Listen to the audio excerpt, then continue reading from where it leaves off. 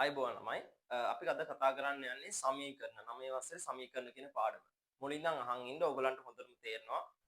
අහන් හිටියොත් එහෙම ඔයගලන්ට එක්සෑම් එකේ වැඩි ලකුණු ගන්න පුළුවන්. මේ සමීකරණ කියන පාඩම ඉතාල වැදගත් වෙනවා. 9 වසර 10 වසර 11 වසර සමීකරණයක් හරියට කොහොමද ඔයා සුළු කරගන්නේ කියලා. සමීකරණ වර්ග තුනක් තියෙනවා. එකක් සරල සමීකරණ, අනිත් එක සමගාමී සමීකරණ, අනිත් එක වර්ග සමීකරණ. එතකොට ඕකෙන් දෙකක් ඕගලන්ට තියෙනවා. මොකද්ද? සරල සමීකරණයයි සමගාමී සමීකරණයයි. මම මේ පොඩ්ඩක් කියන්නේ අහන් ඉන්න. ඕකේ. සරල සමීකරණයක් කියන්නේ නොදන්නා පද එකක් හොයන්න භාවිතා කරන සමීකරණයක්. ඒ කියන්නේ සාමාන්‍ය විදිහට තමයි x හොයාගන්න භාවිතා කරන එක. එතකොට නොදන්නා පද එකක් හොයන්න භාවිතා කරන්නේ සරල සමීකරණය. ඕකේ. එතකොට දෙවෙනි මාතෘකාව තමයි ඔයගලන්ට කතා කරන සමගාමී සමීකරණ. සමගාමී සමීකරණයක් පුතේ භාවිතා වෙනවා නොදන්නා පද දෙන්නෙක් අතර කොහොමද අගය ලබා ගන්නයි කියලා. ඒතොර A ධන B වල අගය දුන්නොත් එහෙම කොහොමද හොයාගන්නේ කියලා. ඒ කියන්නේ නොදන්නා පද දෙකක් තියෙනවා මේ සූත්‍රය ඇතුලේ. නොදන්නා පද දෙකක් තිබ්බොත් එහෙම එයාව හොයාගන්නා ඒගොල්ලන් හොයාගන්නා භාවිතා කරන සමීකරණ වලට කියනවා අපි සමගාමී සමීකරණ. ඒතොර වර්ග සමීකරණ තාම ඕගොල්ලන්ට නැහැ. ඒ කියන්නේ 10 වසරේ. අපි ඒ හින්දා මේ සරල සමීකරණයයි සමගාමී සමීකරණය කතා කරමු. දැන් මුලින්ම පටන්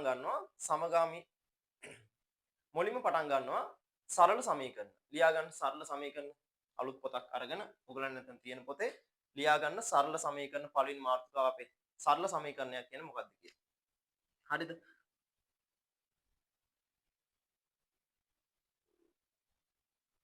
මේ තියෙන සරල සමීකරණයක්. ඒ කියන්නේ නොදන්නා පද එකයි තියෙන්නේ. තේරෙනවද? නොදන්නා පද එකක් භාවිතා කරලා හැදෙන සමීකරණ වලට කියනවා අපි සරල සමීකරණ. තේරෙනවද? එතකොට මේ x හොයාගන්න තමයි තියෙන්නේ. ඕකේ? හරි. අහන්නකො ඉස්සෙල්ලාම සමීකරණයක් කියන්නේ මොකක් තියෙන්න ඕනේද?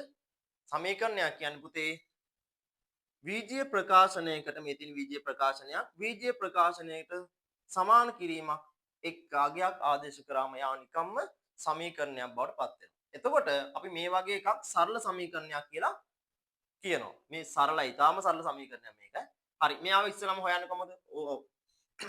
අපි හැමෝම දන්නවා. ඔයගොල්ලෝ හැමෝම දන්නවා මේක හොයාගන්න. මම නිකන් ගත්තේ පළවෙනි ගාන හින්දා. මේ ධන පහ එහා පැත්තට උස්සන් ගිහිල්ලා අපි මොකක් වෙනවද? ඍණ 5ක් වෙනවා. හරිද? ඕක කොහොම කියා දෙන්න බෑ ඇත්තටම පුතේ. මේ ධන පහ උස්සයි යන්න බෑ. ගණන් වල උස්සයි යනවා කියන එකක් නෑ. තේරෙනවද? මේ ධන පහ වා ඍණ 5කින් අඩු කරලා එහා පැත්තට ඍණ 5ක් එකතු කරනවාට තමයි ඔය උස්සයි යනවා කියන එක කියන්නේ. ඇත්තට විතර ධන 5 ඍණ 5 කැපෙනවා. ඔයා මෙතන ඍණ 5ක් දැම්ම හින්දා තමයි එහා පැත්තටත් වා ඍණ 5ක් දාන්නේ. අපි ඒක ලේසියට භාවිතා කරනවා මේ ධන 5 එහා පැත්තට ආයෙත් මොකක් වෙනවා කියලාද?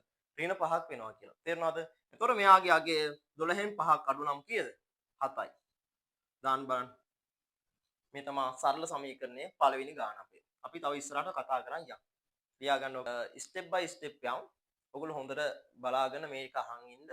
එතකොට ඔයගලන්ට 9 වසරේ සමීකරණ කියන එක අවුලක් නැතුව යනවා. හරිද? එකපාර අමාරු ඒවා කියා දෙන්නේ නැහැ. පළවෙනි ගාන අපි බැලුවා. ඒක 8 වසරේ ගානක්. මේකත් 8 වසරේ ගානක්. මේවා හදලා අපි 9 වසරට යමු. මොකද ඒවා වරහන් ඇතුලේ තියෙන සුළු කිරීම ඉතා අමාරුයි. ඒ හින්දා හොඳට මේ ටික අහන් ඉඳලා 9 වසර ටික ගණන් ටික හොඳට කරමු අපි. හරි. අපි ඉස්සෙල්ලා කිව්වා වගේ පුතේ මේ ධන අපිට එහා පැත්තට අරන් යන්න පුළුවන් මොකක් වෙනවද? ඍණ එකක් වෙනවා. කිසි ප්‍රශ්නයක් නැහැ. එහෙම දාන්න පුළුවන්. වැරදි නෑ. මම වෙන විදිහ කියා දුන්නා කලින් ගානේ. ඕකේ. එතකොට මේ පහෙන් එකක් ගියාම අපිට උත්තර එනවා 4යි 2යි p. එතකොට 2යි p කියන්නේ පුතේ මේ ඉංග්‍රීසි අකුරකුයි ඉලක්කමකුයි අතර මෙතන විජය පදයන්නේ. ඉංග්‍රීසි අකුරකුයි ඉලක්කමයි අතර අපිට තියෙනවා මෙතන ಗುಣ කිරීමක්. එතකොට මේ ಗುಣ කිරීමේ දෙක මොනවා කරන්න ඕනද? බෙදීමේ දෙකක් කරන්න. එතකොට තමයි ಗುಣ කිරීමේ දෙකයි බෙදීමේ දෙකයි කැපිලා යන්නේ. එතකොට එහා පැත්තටත් වා මෙතන බෙදීමේ දෙක දැම්ම හින්දා අනිවාර්යයෙන්ම මෙහා බෙදීමේ දෙක දාන්න ඕනේ. එතකොට 4 දෙකෙන් කැපුණාම අපිට p වල ගේනවා 2යි කියලා ලියා ගන්නටක් ගාලා. ස්ටොප් කරලා ලියා ගන්න. මම p ළඟ එකට යනවා. අරක ලියා ගත්තනේ. good. බලා ගන්න. තුන්වෙනි ගාන. පොතේ තුන්වෙනි ගානේදී මෙතන ඉස්සෙල්ලා ධන තිබ්බේ දැන් මෙතන ඍණ තියෙන්නේ. අර වගේමයි කිසි වෙනසක් නැහැ. ඕනනම් ස්ටොප් කරලා අර කලින් ගාන වගේම හදලා උත්තරේ බලන්නවා හරිද කියලා දැන් මං හදා යනවා. හරිද? මේ ඍණ 7 අපිට එහා පැත්තට අරන් යන්න පුළුවන්. මොකක් විදිහටද? ධන 7ක් වෙනවා. මෙතන 3යි x දාන්න පුළුවන්. සමාන කිරීම පුතේ අනිවාර්යෙන් බලන්න එක කෙලින් තියනවාද කියලා. සමහර කට්ටිය සමාන කිරීම හැමතැනම යනවා. එහෙම නැහැ. තනි කෙලින් තියෙන්න ඕනේ. ඒක තමයි ලස්සන ගණන් වල. එතකොට 3යි x සමානයි 7යි 2යි කීයක් වෙනවද? 9ක් වෙනවා අපිට. 3යි x න් x තනි කරගන්න මොනවා කරන්න ඕනේද? දෙපැත්තම 3ෙන් බෙදන්න ඕනේ. එතකොට අපිට x වලට එනවා පුතේ අගය 3යි කියලා. ඔයා හදපු ගාන හරිද උත්තරේ එනවද? very good. එහෙනම් අපි ඊළඟ ගානට යනවා. පොඩ්ඩක් අපි වේගෙන් කරමු මේ 8 වසරේ ගණන් හින්දා මේ වල ඉන්නේ තේරුමක් නැහැ. ඕකේ? ඊළඟ ගාන. හරි. අපි ඊළඟ ගාන බලමු.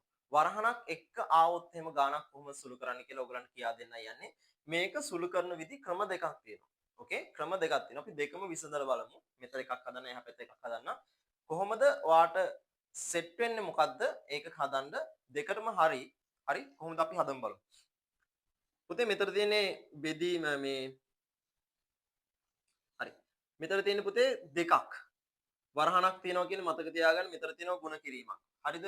අපි x තනි කරනවා නම් x කියන්නේ හිතන්නකෝ මිනිහෙක් කියලා. හරිද? අපි එහෙම හිතාගත්තොත් එම සමීකරණ ගණන් ඉතාල ලේසි. හරිද? මිනිහෙක් කියලා හිතන්න x තනි කර ගන්න ඕනේ. හරිද? වැඩි වටහා ගන්න එපා. x තනි කර ගන්නවා නම් අපි x ගේ හිතන්න මිනිහෙක් කියලා මෙයාව තනි කර ගන්න ඕන නම් පුතේ මෙයාගේ වටේ ඉන්න කට්ටියව තමයි අපි ඉස්සෙල්ලාම අයින් කරන්න ඕනේ. අපි x තනි කරනවා අපි එකපාරට ගිහලා x හොයා ගන්න පුළුවන්ද? බෑ. x කියන්නේ මිනිහෙක් නම් මිනිහෙක් තනි කරනවා නම් එකපාරට ගිහලා මිනිහව අල්ලන්න බෑ අපිට. තේරෙනවද?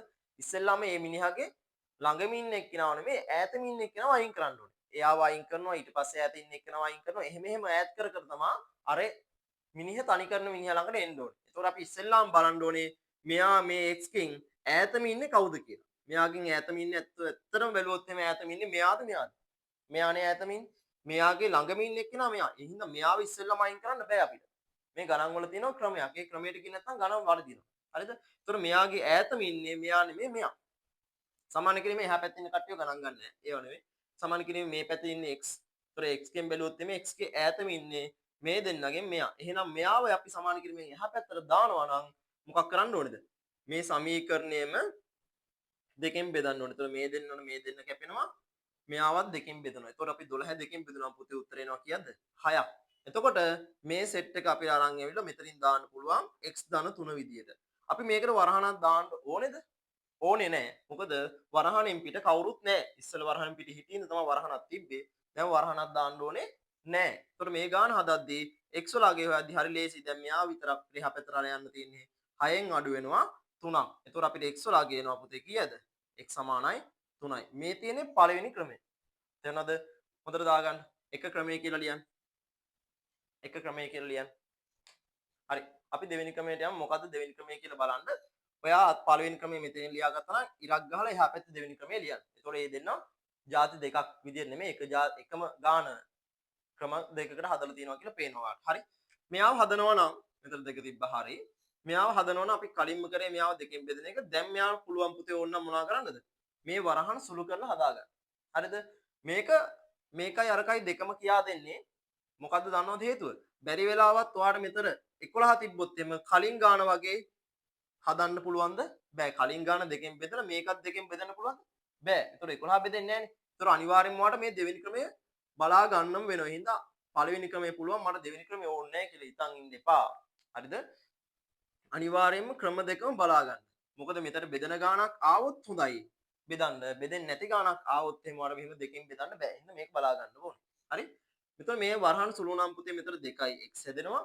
මේ වරහන් සුළු නම් මෙතන 6 හැදෙනවා. වරහන් සුළු වුණාට පස්සේ අපි වරහන් නැහැ. අපිට හැදෙනවා මේ වගේ සරල සමීකරණයක් අර ඉස්සෙල්ලම කරා වගේ. ඒතර මේ ධන 6 එහා පැත්තට අර යනවා කීයක් විදිහට පුතේ? 12න් අඩු කරනවා 6ක්. මෙතන ඉතුරු වෙනවා 2ix. 12න් 6ක් අඩු වුණාම 6යි කියලා අපිට උත්තරේ එනවා. ඒතර 2ix ගෙන් x තනි කරන්න දෙපැත්තම මොනවා කරන්න ඕනද? දෙකෙන් බෙදන්න ඕනේ. අපිට x වලගේ එනවා කීයක්ද? 3ක්. කලින් ගානේ ආව 3 නේද? බලන්න හොඳට. ඒතර මේ ක්‍රම දෙකම ඉතා වැදගත් වෙනවා. යම් කිසි තැන් වලට වඩා භාවිතා කරන්න සිද්ධ වෙනවා. කොහොමයා එක්ක ආරයක්. ඉතින් හොඳට බලා ගන්න. අපි යන් ඊළඟ ගන්න. මේක ස්ටොප් කරලා දෙවෙනි ක්‍රමයේ කියලා දාලා ලියා ගන්න. හරි? තව චුට්ටක් අමාරු කරනවා. හරි. අර කලින් ගාන වගේම එකක්. ඕගොල්ලන්ට පුළුවන් නම් ස්ටොප් කරලා හදන්න. ක්‍රම දෙකෙන් කැමති එකකට හදන්න පුළුවන්. එකක් පළවෙනි ක්‍රමය එක්කෝ දෙවෙනි ක්‍රමය. එතකොට මේක හොඳටම බලන්න පුතේ පළවෙනි ක්‍රමයෙන් හදන්න පුළුවන්ද කියලා දෙපැත්තම තුනෙන් බෙදන්න පුළුවන් නම් විතරක් පළවෙනි ක්‍රමයෙන් හදන්න පුළුවන්. පුළුවන්ද දෙපැත්තම තුනෙන් බෙදන්න? පුළුවන්. එහෙනම් අපි හදමු. දෙපැත්තම තුනෙන් බෙදනවා. good.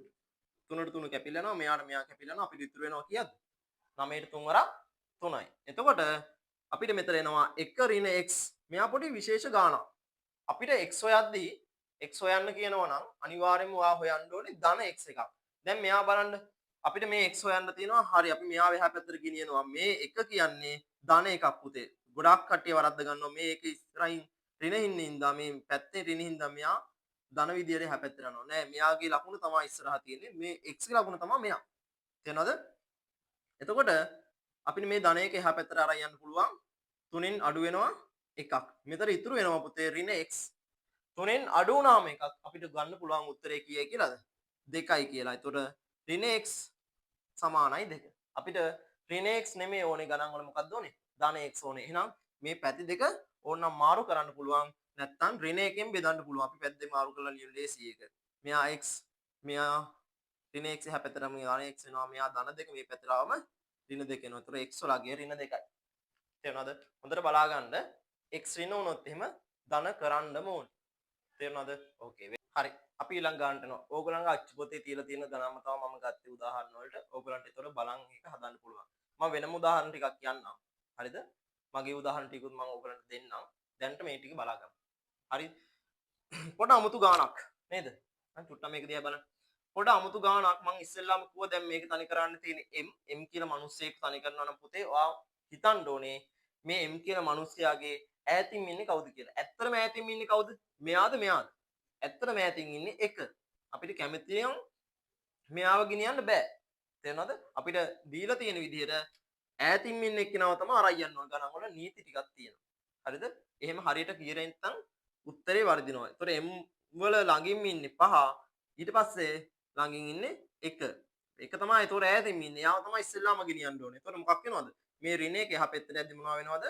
ධන එකක් බවට පත් වෙනවා. එතකොට මෙයා ලියන්න පුළුවන් m බෙදීම 5යි කියලා. මේ දෙන්න එකතු වුණාම අපිට එනවා කීයද? 9ක්. m බෙදීම 5යි. හරි. m තනි කරන්න නම් මේ 5 එහා පැත්තට අරන් යන්න ඕනේ. මතක තියාගන්න ඉර යට ඉලක්කමක් ඉන්නවා කියන්නේ එයා බෙදීමේ ලකුණක් එකින් එක. මේ බෙදීමේ එකින් එක එහා පැත්තට යද්දී ධනක් එහා පැත්තට යද්දී සමාන කිරීමෙන් ඍණ හැදෙනවා. ඍණක් එහා පැත්තට යද්දී සමාන කිරීමෙන් ධන හැදෙනවා. එතකොට බෙදීමක් එහා පැත්තට යද්දී සමාන කිරීමෙන් එයාට ප්‍රතිවිරුද්ධ කවුද? ගුණ කිරීම වෙනවා. ගුණ කිරීමක් එහා පැත්තට යද්දී බෙදීමක් වෙනවා. එතකොට අපිට ලියන්න පුළුවන් m සමානයි 9 ගුණ කිරීම 5. 9 වරක් 5 කේද? 9 වරක් 5 45යි දාගන්න. m සමානයි 45යි. හරි. එයා ගන්න. ටික ටික අමාරු වෙගෙන එනවා. හරිද? අත්තරින්න එපා. කොහොම හරි අල්ලගන්න. මැක්ස් කියන්නේ ලස්සන විෂයක්, ආස විෂයක් කරගන්න වාගේ. එතකොට ජීවිතේ පුතේ හැම එකක්ම විසඳ ගන්න පුළුවන්. සමීකරණයක් විසඳනවා වගේ තමයි ජීවිතේ. හරිද? එන ප්‍රශ්න හැම එකක්ම විසඳ ගන්න පුළුවන්. Tamanට ජීවිතේ තියෙන සමීකරණයක් විසඳනවා වගේ හරියාකාරව විසඳුවොත් එහෙම ඔයාලට උත්තරයක් හම්බෙයි. නැත්තම් වැරදි උත්තරයක් තමයි ඔයාලට හම්බෙන්නේ. ඒ හින්දා හරියට ඉගෙන ගන්න කොහොමද ප්‍රශ්නයක් විසඳගන්නේ කියලා. හරි ඊළඟ එකට යන්න බලන්න. අපි අලුත් ගණන් දෙයකට එනවා. ඕගලන්ට අච්චු පොතේ නෑ. නමුත් කොහොමද අපි විසඳන්නේ කියලා බලමු. මේ වගේ ගණන් නිතර එනවා ඕගලන්ට විසඳන්නේ කොහොමද කියලා.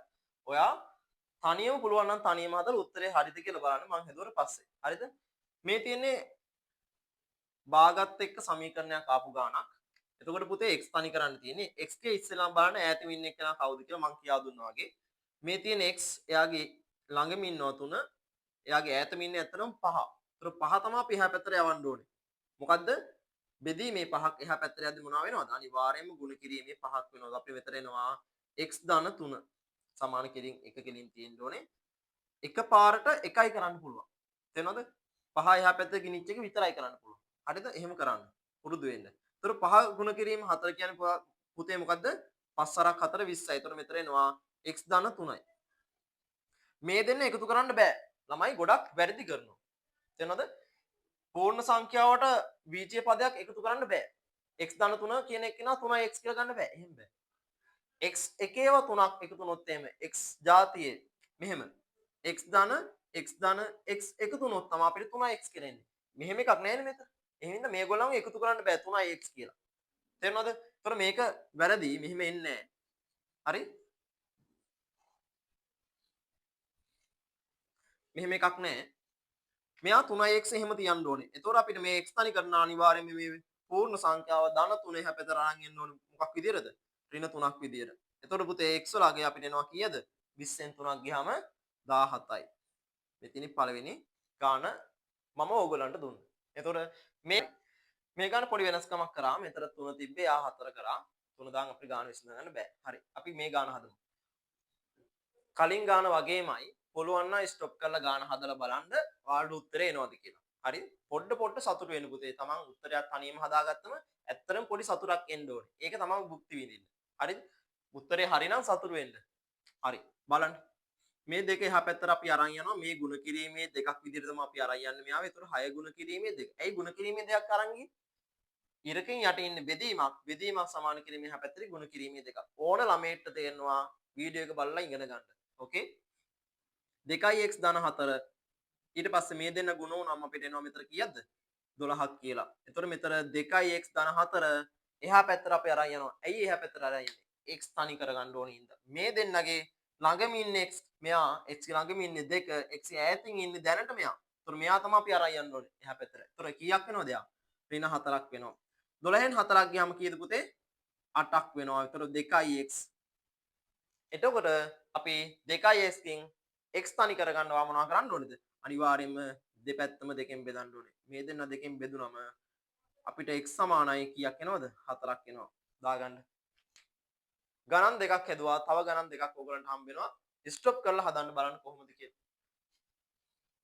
ලස්සන ගණන් දෙකක් තව චුට්ටක් අමාරු කරා. බලන්න කොහොමද ඕක හදාගන්නේ කියලා. කොහොමද මේක හදන්නේ? ඔව්. තනියම හිතන්න. මං කියා දුන්න පිළිවෙල මතකද? සමීකරණයක් විසඳන්නේ x කෙන් ඉස්සෙල්ලාම ඈතින් ඉන්න එක්කනව අයින් කරනවා ඊට පස්සේ ඈතින් ඉන්න එක්කනව අයින් කරනවා එහෙම තමයි x ළඟට එන්නේ x කියන්නේ මිනිහෙක් කියලා හිතන්න. ඒතකොට සමීකරණය විසඳ ගන්න වාට හරි ලේසි. මේ බලන්න. මේ කට්ටියගෙන්ම පුතේ x කෙ ළඟින්ම ඉන්නේ මෙයා. තේරෙනවද? ඒතකොට මෙයාව අපිට එකපාර අයින් කරන්න බෑ. ගාන වැරදි එහෙම කරොත් එන්න. මෙයා නෙමේ ඇත්තටම x කෙ ඈතින් ඉන්නේ ධන එක. අපි මොකක් කරනවද? ධන එකේ හින්දා එහා පැත්තට අරන් ගිහිල්ලා අඩු කරනවා. කීයක් වෙනවද? 6 ඍණ එකක් වෙනවා ධන එක නේ එහා පැත්තට යන්නේ. ඒතකොට ඍණ එකක් යා. ඒතකොට අපිට මෙතන ඉතුරු වෙනවා පුතේ x ධන 5 බෙදීම 3 කියන කට්ටිය විතරක්. හරිද? සමාන කිරීම ලස්සනට දාලා ගණන් ටික ලියන්න. ඕකේ. හරි. ඒතකොට 6න් එකක් ගියහම පුතේ අපිට ඉතුරු වෙනවා මෙතන 5යි. මේ තියෙන බෙදීම. දැන් මේ කට්ටියගෙන්ම ඈතින් ඉන්නේ කවුද? මෙයා තමයි ඈතින් ඉන්නේ. ඒතකොට මෙයා තමයි අපි එහා පැත්තට අරන් යන්න ඕනේ. කී විදිහටද? ගුණ කිරීමේ 3ක් විදිහට. ඇයි ගුණ කිරීමක් කියන්නේ? ඈ මේ තියෙන්නේ බෙදීමේ 3ක් අනිවාර්යයෙන් මිරයට ඉන්නේ බෙදීමක් එහා පැත්තට ගුණ කිරීමක් වෙනවා. එතකොට මෙතන x ධන 5යි. අන්න දැක්කද අපි ගාන චුට්ටෙන් චුට්ට කැඩලා x තනි වෙන හැටි. මෙතන හිටියා ඉස්සෙල්ලාම මෙයා. ඊට පස්සේ මෙහෙම එකක් හිටියා. දැන් ඉන්නේ මෙච්චරයි. ඈතින් ඉන්නේ කට්ටියව ඈත් කර අයින් කර යද්දී x තනි වෙනවා. මේ බලන්න. එතකොට මෙතන එකතු වෙනවා පුතේ කීයද? 5 4 3 15ක්. එතකොට x ධන එකත් එහා පැත්තට අරන් යනවා ඍණ. ධන කවුද? ධන 5 එහා පැත්තට යද්දී ඍණ 5ක් වෙනවා. එතකොට x වලගේ අපිට එනවා කීයද? 10යි. ලස්සන ගානක් මේ බලන්න. Tamanට හරියට හදා ගන්න පුළුවන් වුණා නම් ඇත්තටම සතුටු වෙන්න පුළුවන් 9 වසර ළමයෙක් විදියට. හරිද? පොඩ ඉගෙන ගන්න යන් කොහොම හරි ඔයා මේ ටික ඉගෙන ගන්න ගණන් වලට ආස කරන්න. එච්චරයි කරන්න ඕනේ. හරි. අපි යම් දෙවෙනි ගානට. පුළුවන් නම් අර කලින් හැදුවා වගේම එකක් දීලා තියෙනවා. try එකක් දෙන්න. stop කරන ගාන හදලා බලන්න උත්තරේ හරිද කියලා. ඕකේ? හරි. මේක පුතේ අපි ඉස්සෙල්ලාම කරන්නේ මොකද්ද? මේ කට්ටියගෙන්. ඇත්තටම කරන්නේ මෙයාව අයින් කරන එක. 10න් මොන තුනක් යන්න ඕනේද? ඍණ 3ක්. ඇයි එයා ධන 3ක් හින්දා ඍණ 3ක් විදිහට අපි එහා පැත්තට ගත්තා. මෙතන ඉතුරු වෙනවා 2x ඍණ 6 බෙදීම 2 කියලා. ඊට පස්සේ 13න් 3ක් අයින් වුණාම අපිට එනවා මෙතන උත්තරේ 10යි. එතකොට මේ තියෙන්නේ බෙදීමේ දෙකක් එහා පැත්තට යද්දි මොනවා වෙන්න ඕනේද? අනිවාර්යෙන් ගුණ කිරීමවා හරි ගුණ කිරීමේ දෙකක්. මෙතන ඉතුරු වෙනවා 2x ඍණ 6. 10 ගුණ කරනවා 2කින් කීයද? 20යි. එතකොට ඕගොල්ලන්ට මෙතන 20යි මේ ඍණ 6ත් එහා පැත්තට යනවා ධන විදියට. දැන් අපිට ඉතුරු උනේ මෙතන 2x. 20යි 6යි අපිට එනවා උත්තරේ කීයක් විදියටද? 26යි. හරි ලේසි බලන්න ටට්ටක් ගාලා අපිට හදා ගන්න පුළුවන්. මෙයාවත් දෙකෙන් බෙදලා අපි යන්න ලස්සන්ට x එක යා තනි කර ගන්නවා. x සමානයි 26 දෙකට බෙදනවා කියන්නේ මෙහෙම බලන්න දෙකට දෙකේවා 1යි 6ට දෙකේවා 3යි. ගාන හරිනේ. ඔබ හරි. නිවැරදිව හදාගත්තා. කොහොමද එතකොට අපි ඉතුරු ටික කරන්න කියලා ඊළඟ එකෙන් බලමු. හදාගන්න ටක් ගාලා.